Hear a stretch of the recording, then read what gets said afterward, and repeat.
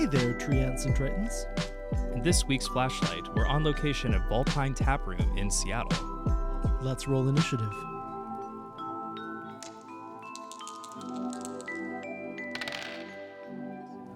Is it cool if we just, ask you about Vulpine and thank you for... Yeah, absolutely. I'm happy to have you guys out here.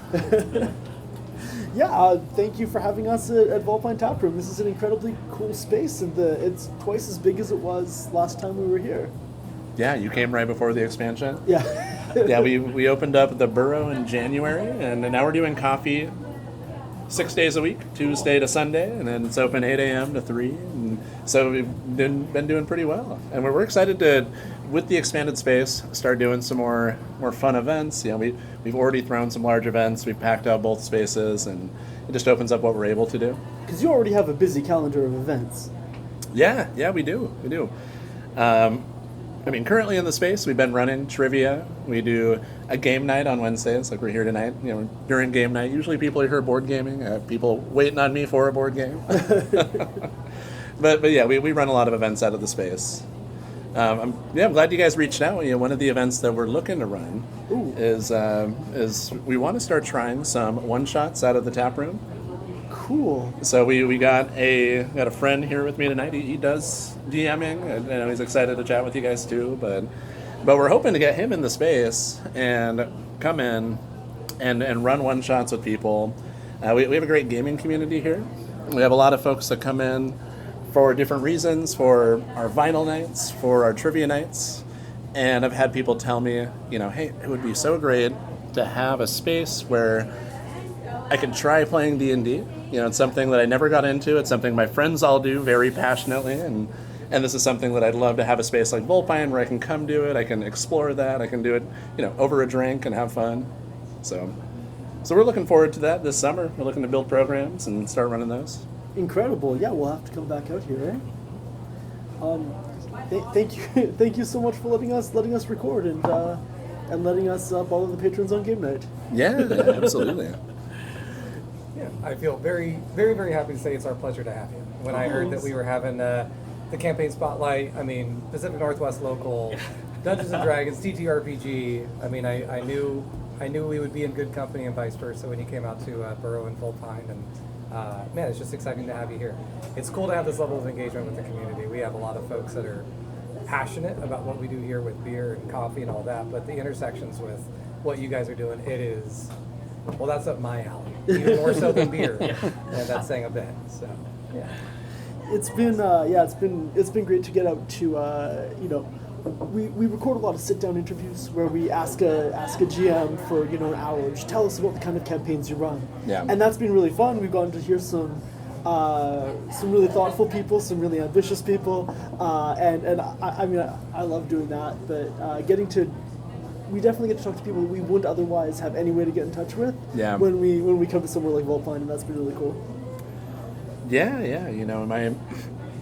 My experience with D&D, a dungeon master can definitely make a session fantastic, and depends on what style they're playing. And so every time I've played a character in a campaign, and it seems like every time I've had a different dungeon master. And, sure. And it's so funny how the experiences can vary from person to person.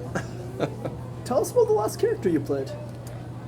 So I don't get away from Vulpine very often to play. Sure. But I think the last character I played was I played a homebrewed 3-creen. It's the mantis people with 4 arms, hard shell exterior, very.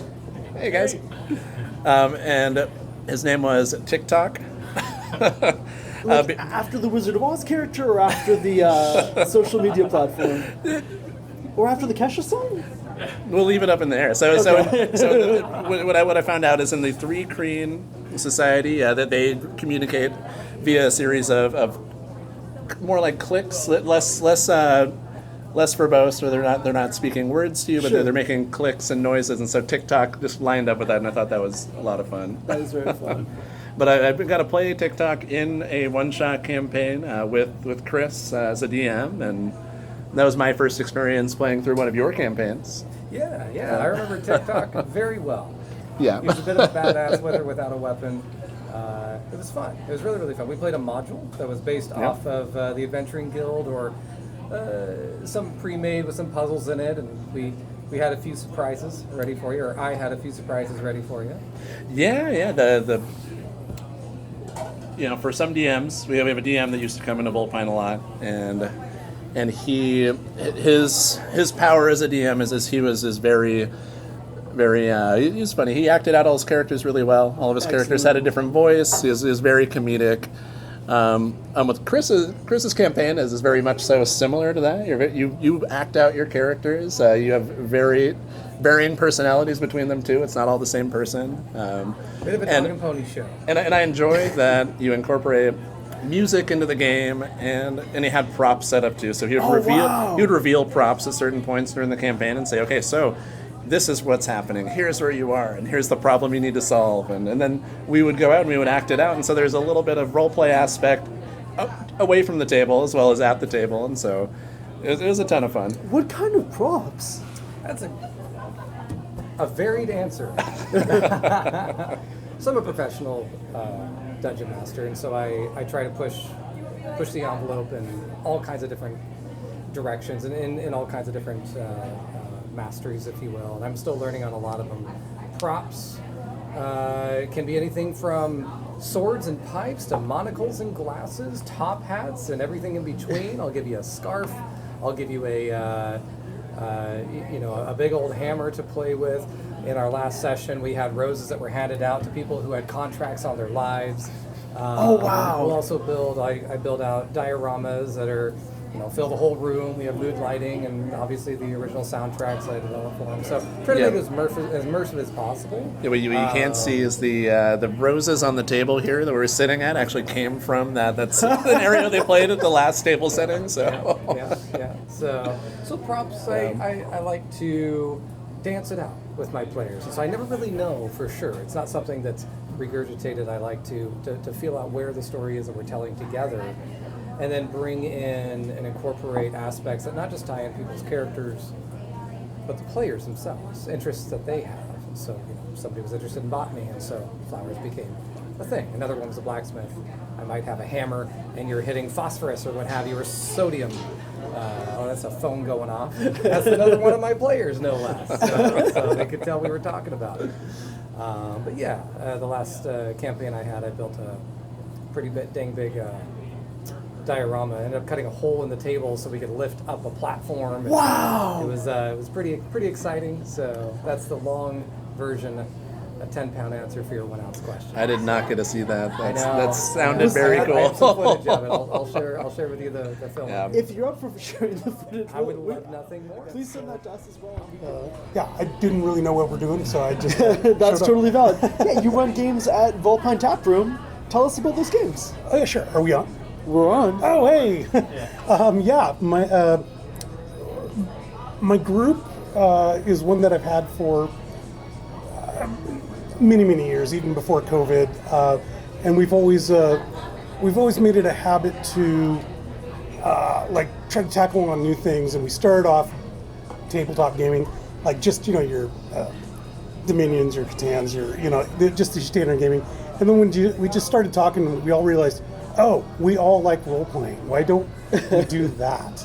But the excuse is always we have family, we have responsibilities, jobs, that kind of thing. There's no way we can dedicate a whole weekend to gaming, or Sure. at least to keep our relationships and to keep our jobs in play. But what we found, I went on YouTube and I was watching your standard podcast, and I think I'll start listening to yours because I learn a lot of things online. Is that there are these things called one shots. Never used to do it back in the day. Like one shots weren't even a thing. Yeah, no, I just thought that isn't real role playing. Come on, it's got to be a campaign. You got to get out there and you got to put There's got to be 50 an arc. hours. There's got to be arc. There's got to be story arc. There's got to be character arc. And then I watched a video. I can't even remember what the video was, and they recommended going out and buying Tales from the Yawning Portal. And so I'm like, okay, well, so what is this? This is just a mishmash of campaigns that I think D&D, they're just trying to resell and make me buy something that I probably bought back in 1995. But it worked out really, really well as each little module was its own sustained episode, let's just say, for a 3 or 4 hour campaigning game. And I converted my mentality from issuing experience points to just saying everybody levels up after this module. Sure. And watching a bunch of videos like this kind of blew my mind, and it made me rethink how we can do role-playing game without being locked into what we learned when we were growing up. Because there's a lot of old habits that die hard, and one of those old habits is I need those experience points. Gotta have the experience points. What do we do in gaming if I don't get experience points?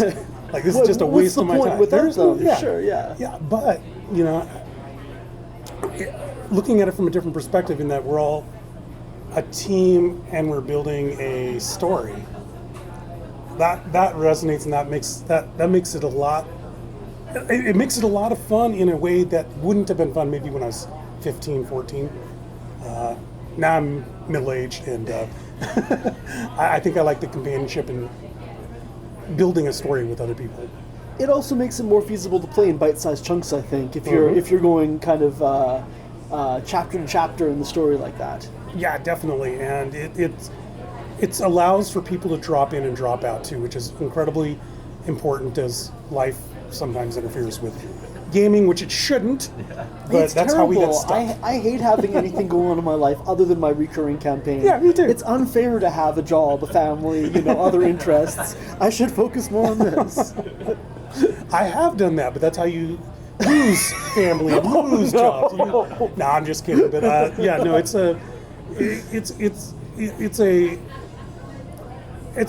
it's something that I grew up with my best friends growing up, and that I prefer that over most forms of entertainment. Oh, sure, and same for both of us. Awesome. Thank you so much. This is fascinating to hear about, and I look forward to hearing from some of your players too. Hopefully, I asked them to show up. I don't know if they'll show up tonight, but hopefully they do, because I generally do the DMing and they do the game playing. They keep with me, so I assume I'm doing an okay job. At this point, I haven't run anybody off. what's happening in your campaign right now? So we just finished Tales of the Yawning Portal last year. So that would have been 23. 24, we did Keys of the Golden Vault. Cool. And I have migrated them to a system called Mothership, which is, it's like, think, aliens, Ripley.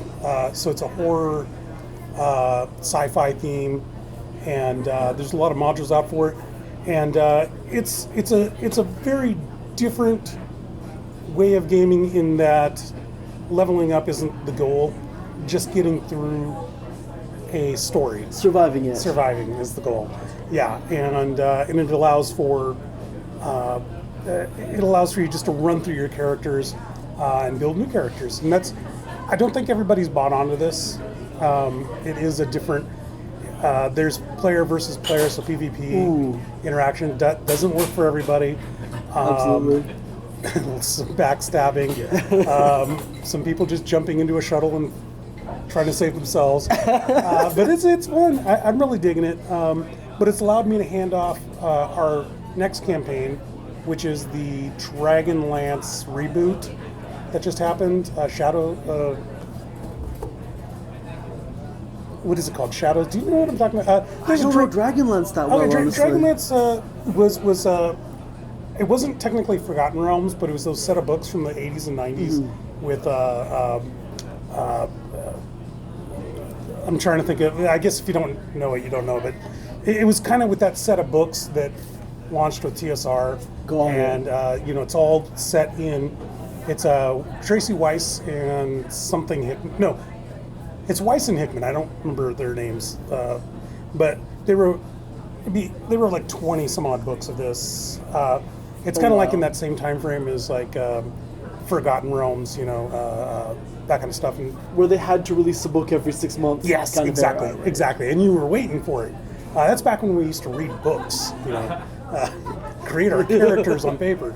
But yeah, no, that that element was really exciting. They just released it, I want to say about a year and a half ago, for 5e, which will be interesting because it wasn't developed for that. So I'm interested to see how that plays out. And I guess it's developed for kind of a different style of gameplay too. It was, yeah. It was developed in that old AD&D or third edition structure, and it's one where I'm a little concerned, to be honest. If you hadn't read the books, does this track? You know, or is there lore that is going to go straight over people's head? But my buddy, he's one of my best friends growing up, Aaron Kemp, and he's great at DMing. I'm sure he can like kind of filter in, filter out what's important and what's not important. Because if you don't know their whole legacy of the god structure and their unique takes on certain character races, then it doesn't. It doesn't. I wouldn't expect anybody to just jump in and be like, "Oh, I get that. I understand that." So that could be a potential. We'll see. We'll see if that becomes a potential problem. There's some context the players are going to have to get somehow. Yeah. Although you're going to be one of the players, so I guess I'll you be can one of the players, you can yeah. smuggle that context in a little bit. I think I can. However, I've only read 3 of the books, and my friend has read. That's so much 20 some reading. You're fine. I've got the base idea, but it's very odd because the Dragonlance reboot, they tried to package it with a tabletop warfare game. And with minis and everything. Yeah, we're gonna kind of just push that warfare because my gaming group, we shifted out of battle simulation. I'd say about like a year ago. It's more about the social role playing. It's more about this. It's more about the role playing. It's more about the building your character, fleshing out your character, and I went from years ago just being the absolute rules dictator to I hardly reference the rules at all, and I ask people not to reference the rules. Oh wow! At the table, yeah. I mean, I guess that makes the game run faster. When you only have like 4 hours, and like I said, we do this here in the back bar at Vulpine, or at the back room at Vulpine. And so, we got to get out of here before midnight or whenever they close. 10 o'clock. 10 o'clock. 10 o'clock is when they close. So we definitely better get up by then. The clock is ticking. Yeah, exactly. But yeah, I went from a younger guy being a rules lawyer to I don't care as long as we're having fun. I really like that approach. Yeah, and arguing with people at the table about a rule that 4 other people are just totally zoning out because it's me and someone else arguing about the nature of what is. Oh, sure. It doesn't matter to them. It takes you out of the role playing. It takes you out of the character too. But it's definitely helped keeping this group together and learning who needs more attention than the other person, and who needs more of a challenge than the other person. Yeah. So balancing out that spotlight is something that you can only do if you play with the same group for a long time, I think. Yeah. We've infused some other people in, and so a new person though in this context is like one who's been playing for the last 2 years. Sure. so there's a lot of effort, and I really am happy that the players that I have help me as the DM bring those people in, because it can't just be me or else I'll go crazy. And that's again maybe something that's different than what would have happened 20 years ago, and I would have been like, I'm in charge. I will Iron Fist. Yes, I will Iron Fist this.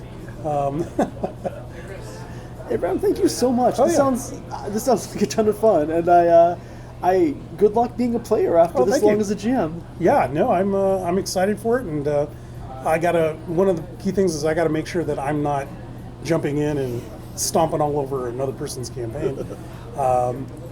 But I've jumped in on other campaigns before, and just have to.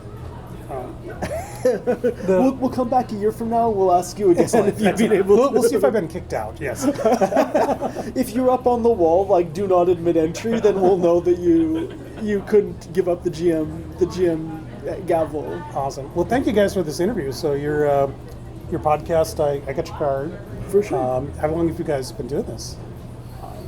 This is the tail end of our 3rd season, so we've been doing this for, I guess episodes have been coming out for Yeah, a little over a year. Okay, cool.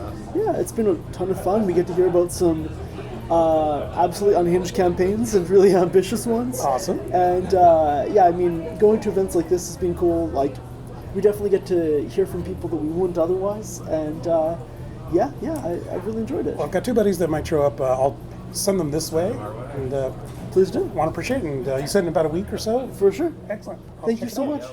Awesome. Oh, you know what? I'm talking to folks about D&D, so life is good. Pretty good. There's some pretty good things to be had. Big mood.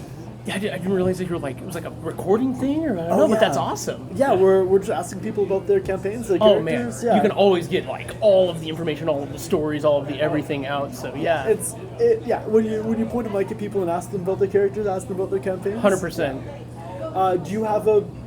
Do you have a campaign or a character you want to tell us about? I kind of have both. I mean, I like hear about it. the latest character that I have been playing is actually kind of what I've been cosplaying is Roshard Lidenoikatov, a Tabaxi snow leopard ice sorcerer.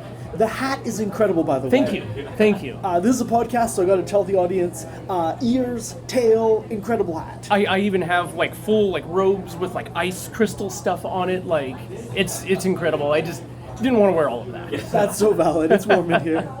But yeah, no, he was like a super cool character. I was playing a longtime barbarian, so I wanted to change something up. So I came up with an ice sorcerer, and I was like, well, what would make a good ice sorcerer? I'm like, snow leopard, tabaxi, perfect, full set. Absolutely. So yeah. Do you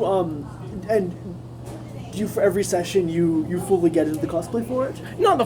I mean, we only play remote since all of my friends and stuff are down in like Vancouver areas. So like I'm the only one this far north. So Got it. it's all over Discord. But like they have, I've shown up to my friend's wedding since he did a full like fantasy and cosplay, wedding.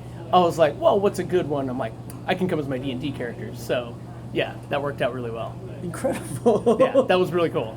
Did you ever get to play with them in person? It's been a long time. We did a couple sessions.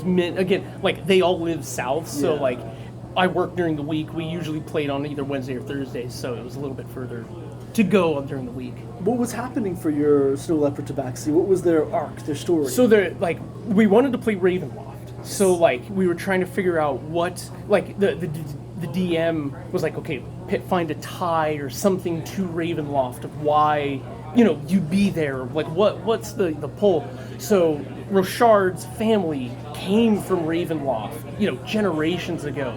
So like he heard from his babushkat. So I get like Oh, boy. Roshard is very East European, very Slav. He speaks very much like Life of Boris. There was a lot of inspiration from Life of Boris and other Slav things. like Boris Badenov? Well, like there's a YouTube channel, Life of Boris. I don't know that one. Oh, Okay. he's awesome. He's very East European. So like Sure. I was watching a lot of him. I'm like, what would be an interesting way to kind of differentiate the character, Sure. from anything else? So it was very easy to slip into Roshard while I'm talking, but then go back out of character, kind of back and forth. Right. So he has his babushkat, since she was this old granny that came from Ravenloft and like told stories of all horrible things in Ravenloft, this terrible place. So that's kind of his. He was always kind of like terrified of it because it sounded awful because it's Sure. kind of a terrible place.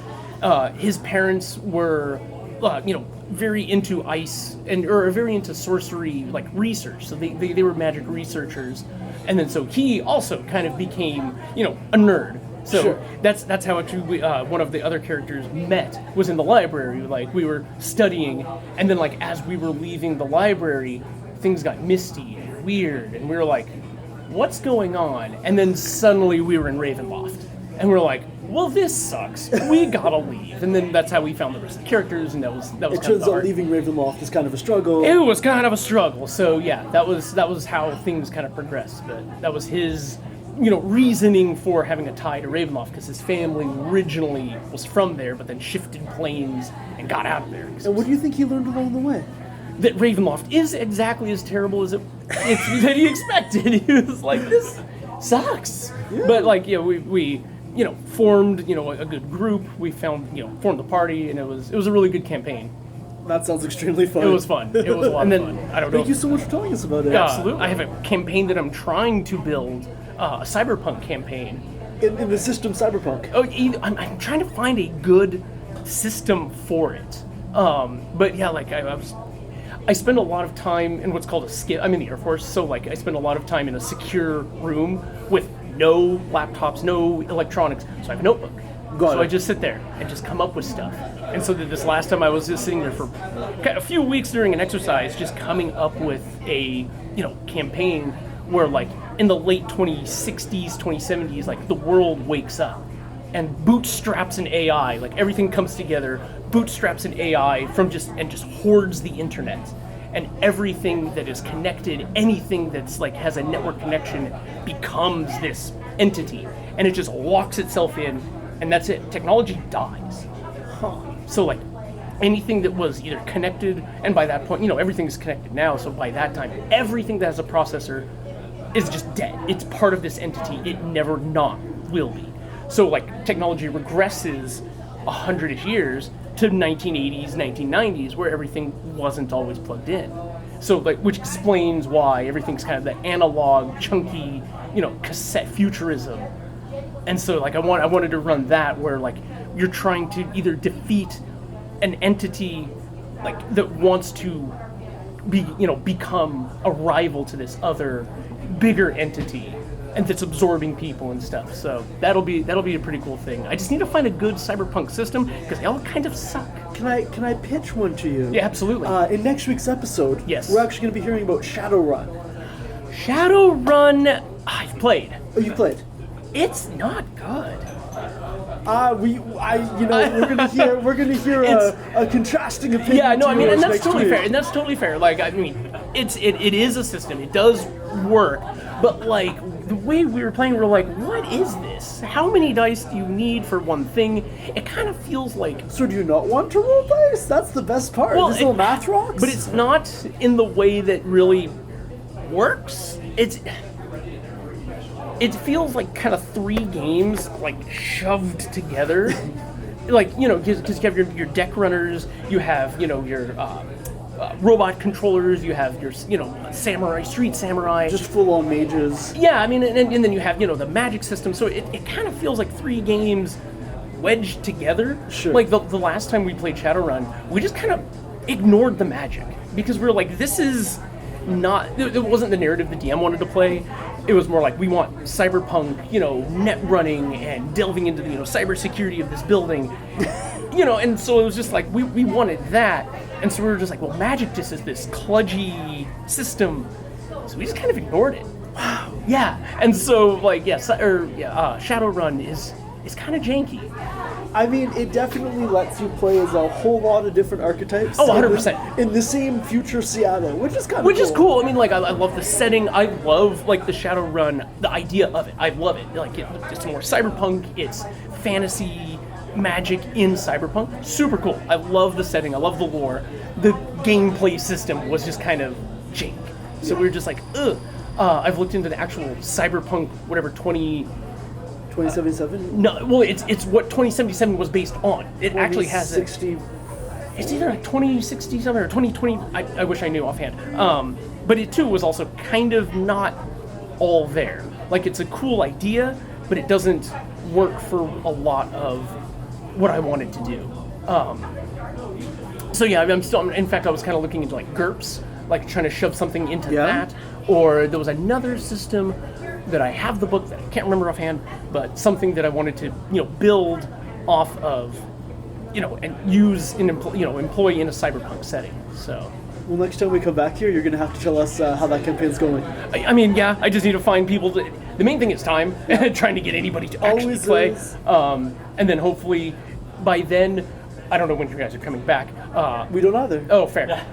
Hopefully I'll be able to make it up. I'm hopefully moving down to Vancouver, so I'll be a lot further away. But still, that'd be really cool. Cool. Well, best of luck. Your characters sound incredibly cool. Thank you. And I love your the commitment to actually putting on the outfit of the character. Yeah. I sincerely love this. I appreciate it. Yeah. I mean, I was like, a D&D thing at Vulpine, I'm like, well, it's a perfect time to, Rochard it up. Yeah. When else are you going to get to wear your tail to the bar? Right? Yeah. Well, I mean, I do all the time. So after there's a bowling event called Win Furball Strike that happens just down the road from here. So like after every Furball Strike, this place is just inundated. I can imagine. Inundated yeah. with the furries, because I mean they're like, well, it's down the road, and obviously they gotta come. Obviously. So it's like it's either here or slightly furry down over in Seattle. Which is kind of a trek for the bowling alley. It's a little bit of a trek, but like, yeah, this past time it just inundates every time. So it's a pretty often thing that if I'm here, I'm wearing a tail. Makes sense. So yeah, Thank you so much. absolutely, thank you. So I appreciate you having me on. I mean, I've been playing D&D for a lot of years. Gone through a myriad of characters, but there's some greatest hits in there. Let's hear them. I have a really fun character. It's a grung, so it's one of the small frog folk, and I actually made him as a shadow monk. We made him with the joke of being part of a assassin-based group of. It's a monastery of assassins for hire out in a swamp. We called them the poison dart frogs.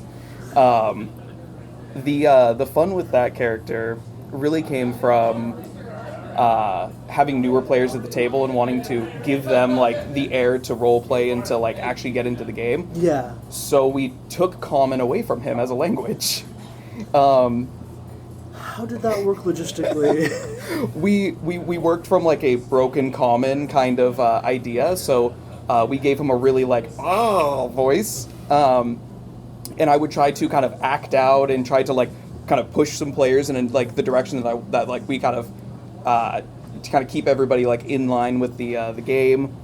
And it was a really fun experience to try to help problem solve without words or with very, very few words. So that turned out to be really fun.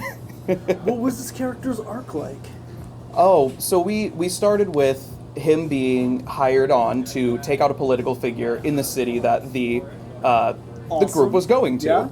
Yeah. And he ended up botching his first attempt and ran into the group. I essentially threw a poison dart from a rooftop and through a series of very bad dice rolls, fell off the roof and ended up on the run. And the party just happened to kind of run into me and, in a little, like throwing his arms up and trying to get them to help. They were like, all right, little frog man, you're coming with us. So they take him in and so they're trying to kind of smuggle him out of the city in order to save him. They don't really know what his goal was. And my kind of urge was to, let's get back into the city and finish the job. And the arc of him realizing that his whole life has been this kind of training, doing a job, training, doing a job, and then having some goofy, lighthearted characters able to kind of break him out of that mold and be able to, not just pray, think, act, but to actually, have a good time. Learn what it's like to drink a beer as a frog. Did he end up learning those things? He did, and it was we got him to a point where he knew common. We kept it with like pretty broken, but it was I find it kind of funny that we ended up with kind of the Stitch storyline where he learned about family and he learned about like I can have fun with my friends and like I don't have to be scared and subservient anymore, and I can learn who I am and live my life. That's wonderful. Did he end up assassinating the politician? We didn't. We actually, bigger things came up, and we just never actually went back to that. Which I think it was for the better, because I think him being like, I don't need to complete the job. I think that was a a fantastic little like put work aside and live a little. What kind of bigger problems or bigger quests did he end up on? We ended up moving over to a bigger city and doing a heist, and that was kind of the crux of the shorter campaign we did was gearing up for this really big, almost like is it Deepwater? Is that where the heist campaign is? I'm trying to think of the D&D module. It wasn't that, but we were going to a big city to do a big magical heist, and so we had to learn about the employees, learn about their schedules, learn about how the locking mechanisms worked, and find all of our different magical gear and get ready for Ocean's D&D. And that was a really, really fun one. It was, once we got into it, it was just multi-session of just like trials and battles, and you got puzzles and there's skill checks, and it was all like nail biting, like we got to make this roll or else like everything goes. But we ended up getting in. We got the items. I believe it was a kind of like rich aristocratic guy who had maybe not quite a world-ending item in there, but it was definitely like threatening the city, and we had to foil his plans before he could do it. And the plans were foiled. The plans were foiled, which I don't know if the DM may have been prepared for what would have come after, but we did foil it, and it felt really good. Congratulations. Thank you. Did you have a character you want to talk about? If not, that's totally fine. I don't want to put you on the spot. Sure. I mean, I'm actually like a newer player.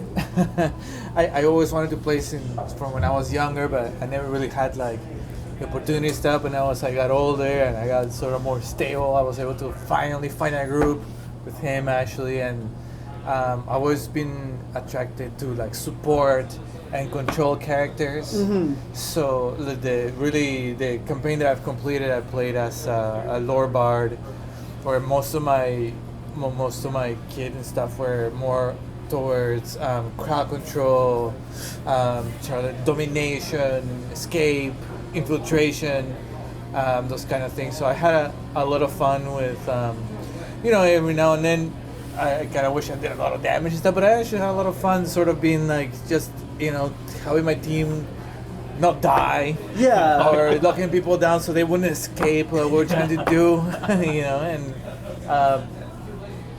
the character that I play, I was Ridrix, and he was a gnome bard, coming from like a well-to-do gnome family, aristocratic, arrogant, and all knows best sort of character, to the point where he was sort of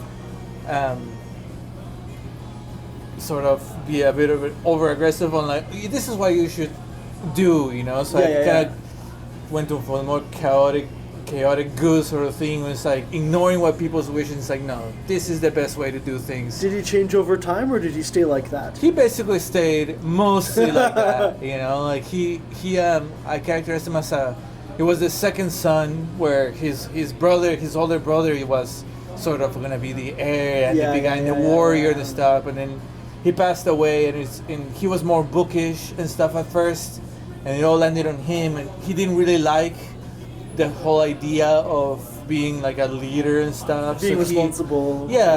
So he sort of left that life and be like, you know what, I'm gonna just go do my own thing the way that I like to do things, and I don't really like this whole rigid thing, like I got this whole education in the arcane and whatever, but I'm more like I don't like the rigid leadership stuff, even though he eventually in his life gets drawn to it, back to it later, because in our campaign,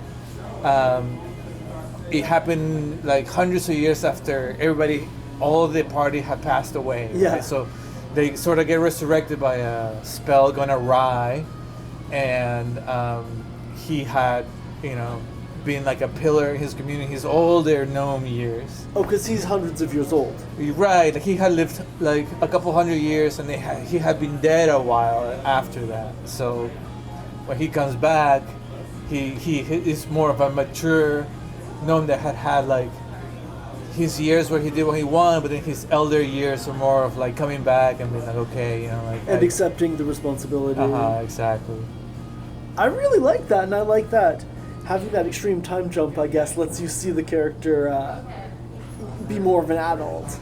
Yeah, and then he gets to go back to where he's from and see his descendants, and tries to sort of find his tools that he used to use, right? Yeah. His magical instruments, his magical items, and Sure. where sometimes they're family heirlooms, sometimes they're being lost or sold, or he had hidden them and he couldn't remember really, because when you come back to life, it's not exactly in the best shape, you know. You so, don't come back 100%. yeah, right. Sure. So he's weak and also a little bit tired of leadership. He feels like he's already done his service. He's like, I don't want to be alive again. You know, like I've already done my thing. I don't want any more responsibility. I don't want feel to like save that every the time. Monday, so I get it. Yeah. Yeah. I love this journey this character is on, from kind of rejecting the responsibility to off screen taking responsibility to being too tired for it. Yeah, exactly. So so now he's doing the campaign. He's like, oh, like I don't like I have a narrow view of what's important, because there's a lot of things happen, and he's like that doesn't matter. And then he messes around with it because who cares, if we get in a fight here, or we mess with this aristocrat, or we break into this place for no particular reason, because he has a very narrow goal in mind. I just want to set up things sort of in order so I know that they have a good chance to continue on, and then after that, I've already done my service. If I'm gonna be alive again, I'm just gonna try to enjoy what little might be left. Gonna take it easy. Yeah, and sort of like a second retirement sort of thing. Makes sense. Yeah. Thank you so much. Yeah. I'm like a weird case. I was thinking about characters I played, and But definitely sit down before you start talking because the mic is down here. absolutely. It's I'm a weird case thinking about characters that I've played because I've run with two groups ever. We're both all really old friends, known each other since high school, and one group has been running one singular campaign for I think now 8 years. Oh my gosh! 8 years, D&D 5th edition. It's that classic you just one group of friends going on, and it's been lovely, and it's been fascinating watching the characters develop because 3 weeks have gone by in the campaign over the last 8 years. Oh in my real gosh! time. Wait, how often do you play? Very little. Okay, because that we're makes all sense, yeah. adults and it's hard. And so a very small amount of time has gone past, and so you have a very lot of time between sessions to think about how your character is going to react to certain events. And you as a player are kind of a different person than you were 8 years ago. Absolutely. My original idea for my character was to run a meme build I found online to create a character that could run faster than the speed of sound. That was the whole idea. Right out of the box. Okay. And because I was like, oh, it's just a fun thing. It was high school, just goofing around.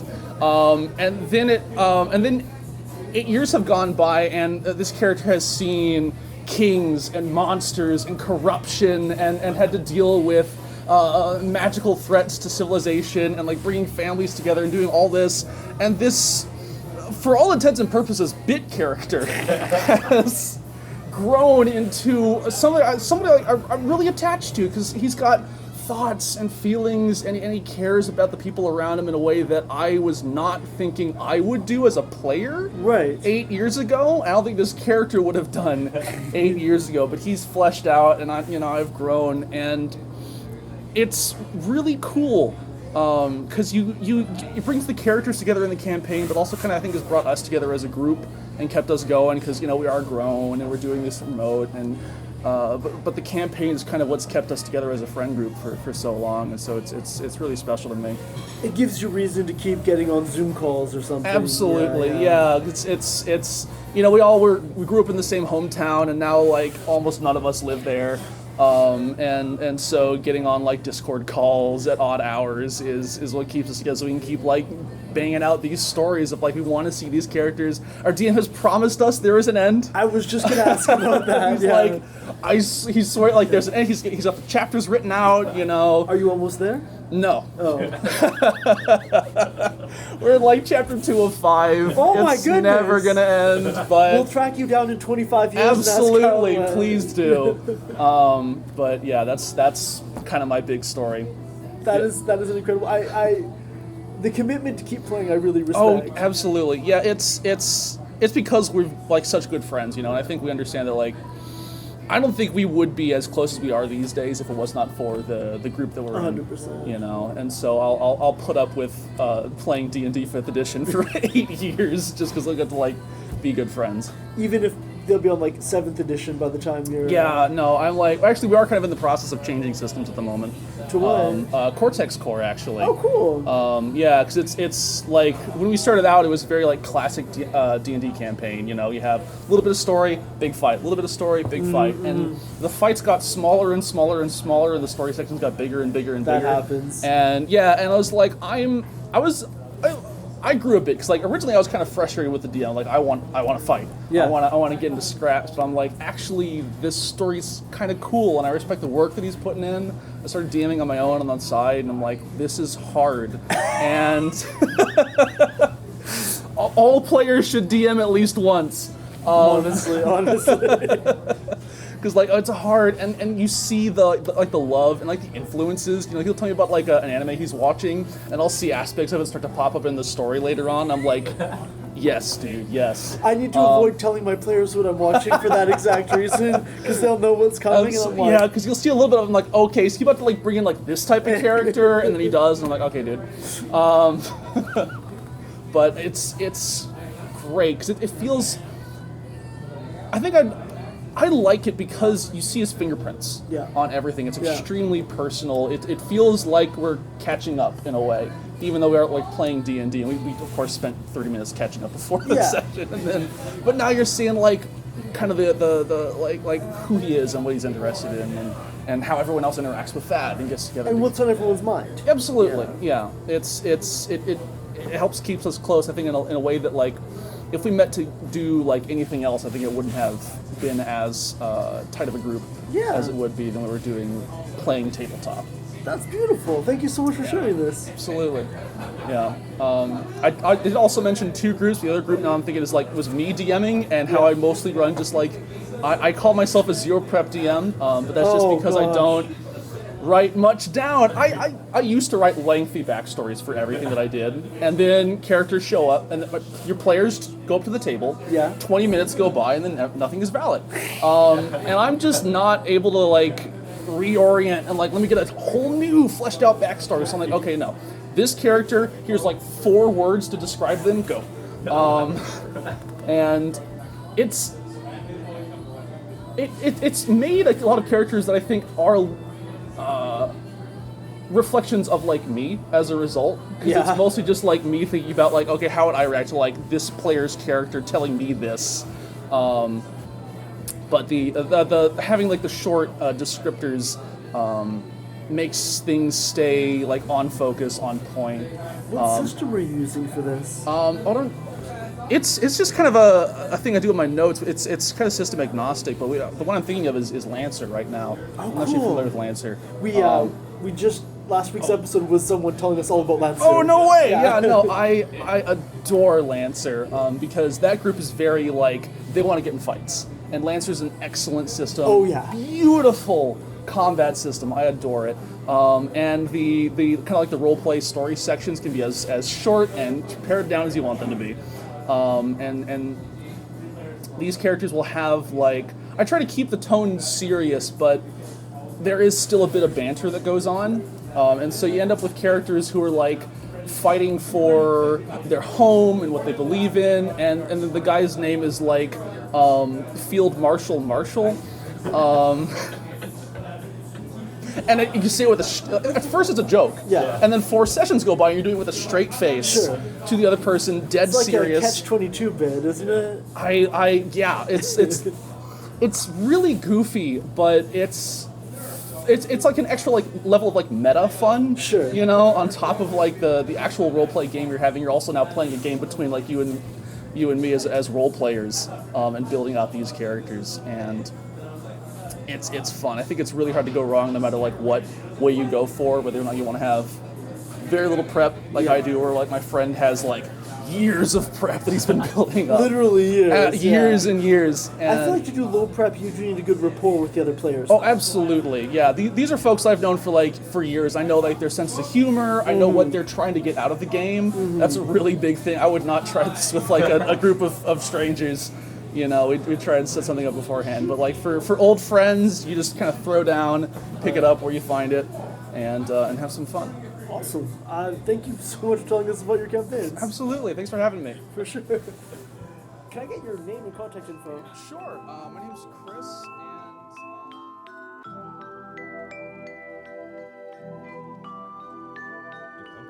That's all for this week.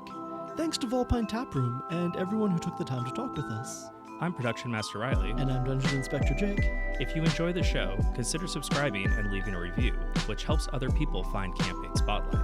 If you'd like to support our work, consider going to patreon.com/campaignspotlight and becoming a patron. And if your player wants their human PC to have antlers, it's honestly fine.